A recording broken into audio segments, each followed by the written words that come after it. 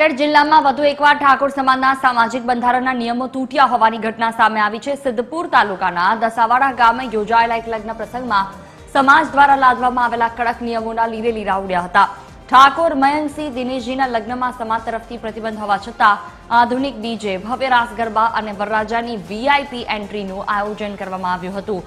સામાજિક સુધારાના ભાગરૂપે આવા ભપકાદાર આયોજનો પર સદંતર પ્રતિબંધ મૂકવામાં આવ્યો હોવા છતાં નિયમોનું સરેઆમ ઉલ્લંઘન થતા પંથકના ઠાકોર સમાજમાં ભારે ચર્ચા જગાવી છે।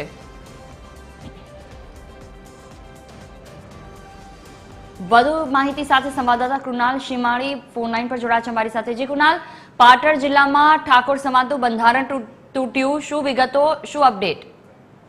ચોક્કસથી જોઈ જણાવ્યું કે થોડા મહિનાઓ અગાઉ ઠાકોર સમાજનું બંધારણ કરવામાં આવ્યું હતું, જેમાં લગ્ન પ્રસંગ હોય કે મરણ પ્રસંગ હોય તેમાં ખર્ચાઓ પર બંદી મૂકવામાં આવી હતી, પરંતુ વારંવાર ઠાકોર સમાજ દ્વારા લગ્ન પ્રસંગમાં બંધારણ તોડવામાં આવે છે। જ્યારે આવી જ ઘટના ફરીથી એકવાર ઠાકોર સમાજના બંધારણના લીરે લીરા ઉડાડી રહ્યા છે।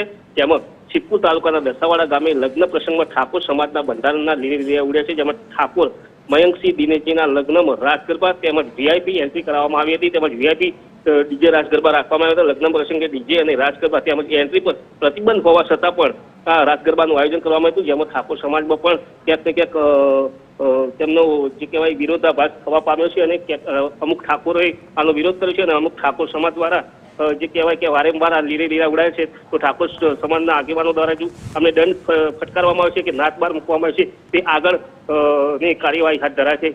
જી જુહી, બિલકુલ, તમામ જાણકારી બદલ આભાર।